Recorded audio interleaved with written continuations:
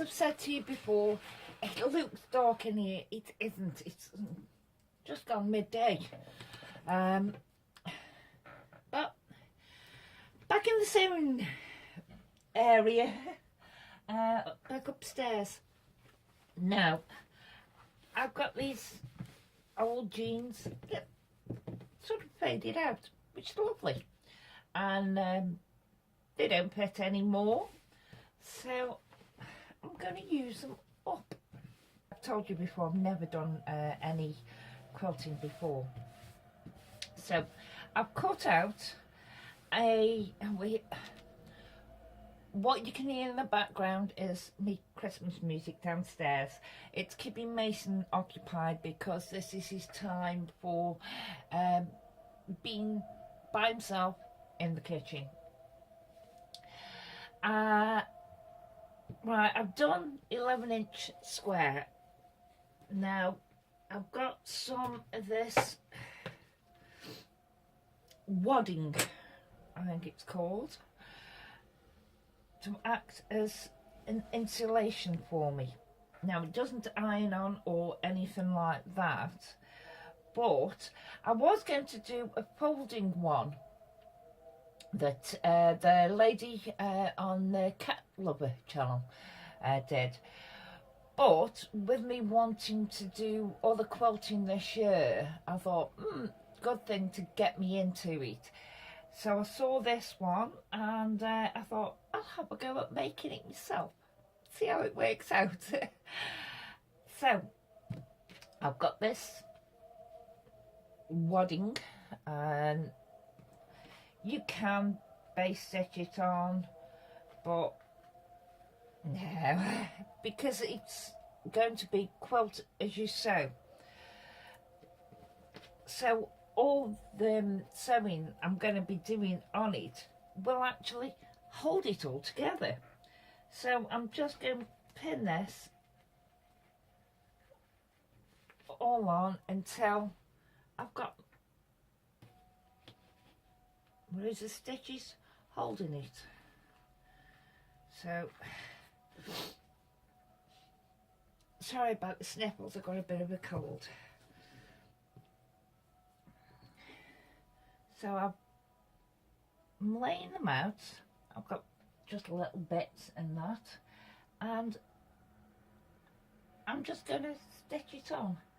Now my white cotton, there's my white cotton. I'll stitch this one on here. As you can see, I've now stitched on the first bit and it's come through the back. So we'll fold it over and I'll stitch on another bit. And that's going there. And when that's on, I'll do another bit. And when I've got them all stitched on, I'll show you what it looks like. And I've stitched all these bits on. So now I'm going to stitch on a bit on the side. Doesn't look that brilliant because dark colours, but so I'll stitch this on and I'll put possibly to neaten up that edge, I'll put a bit on that side as well. And then I'll bring you back once I've done that. Yeah. That's now done. This piece that I put on here, I've just done a row zigzag, straight row, zigzag, straight row, a wonky zigzag and a straight row, just for quilting it any effect and that. And that's, oh, and I did put some on the other side and just a row of straight stitching because I will be binding this. What material I'm going to use for binding it, I'm not sure yet, but oh well, I went really wonky there, but never mind. Right, the next thing I'm going to do is trim this down to an exact size. All this waist and that, trim it to about 10 inches. Right, I've stitched a piece of denim. I've not stitched it, I've just stitched the edge. It's a bit scrappy, my sewing machine's going ski whip again. But I've just pinned it in place because that's actually going to be where my hand goes to hold it. I've just pinned it in place. I'm not going to bother stitching it in place because I'm running a binding around it and that will hold it. So I've started with some binding. I've just sewn it from the edge to about half an inch from that edge there, so we can turn the corner. If you work it round like this and that, you can get a very messy looking corner. To give you a nice looking corner, what you do is take your binding up so it's now got a straight line there, and then you can bring, just score that slightly, you can bring your binding down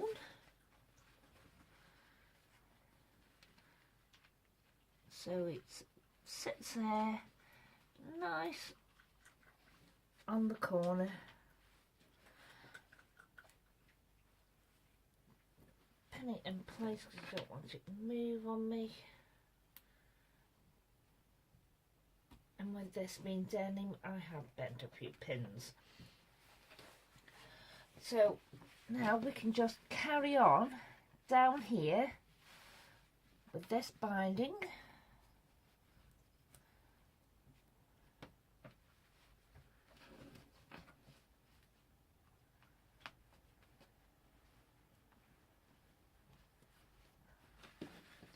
Until we get to about half an inch, quarter of an inch, between quarter and half an inch away from this edge, and then we can turn it in and back on itself and do another corner. It is now dark in here, but I've taken the binding all the way around. Should have sorted out the bits of cotton, but this is just proof of concept. I'll cut the binding off now. There, I'll do. I'm having a bit of difficulty with my sewing machine, so looks like I've got to repair it again. Right, now we've stitched all the binding on, we just flick it over to the reverse side. Now, as you can see, doing it this way gives you a nice finished edge. It's hard to see because it is now dark, but that's what winter is all about, dark nights. So it doesn't caught there, but it'll catch next time round. So basically just pull it through, get it nice and squared off, and then it's easier to actually work from the middle of your stitching rather than the corners. Do them last.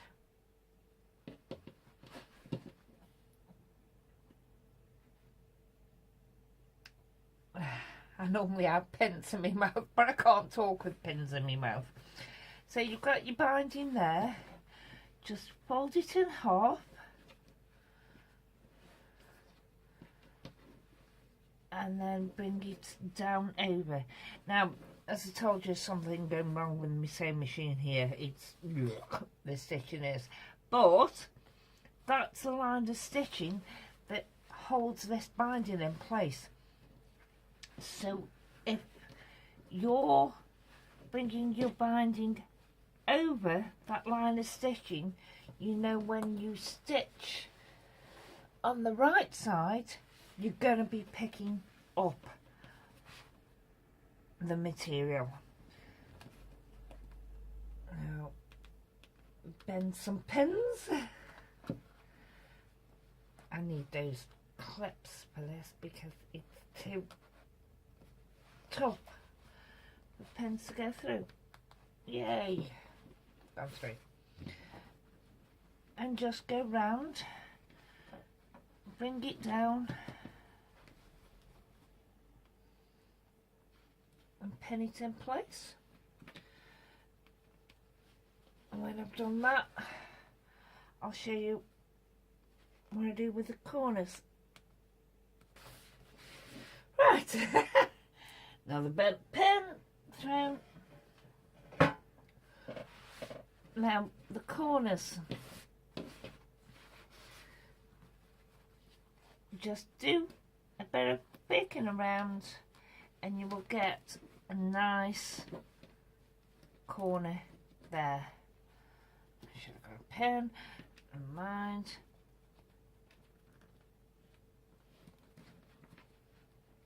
Just pin it in place. Like I said, I need those clips rather than pins.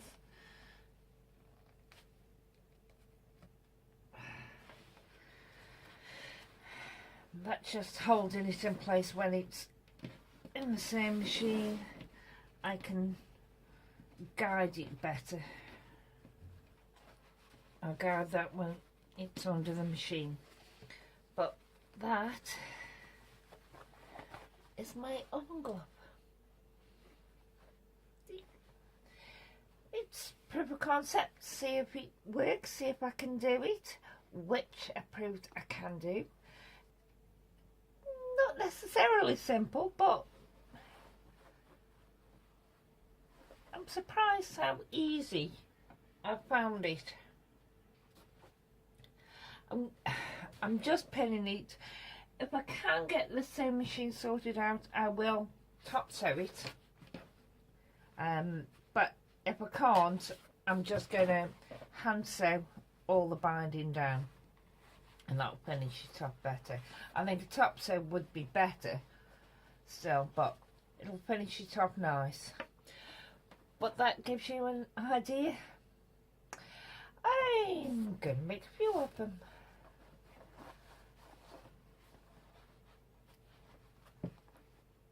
Thank you. Bye.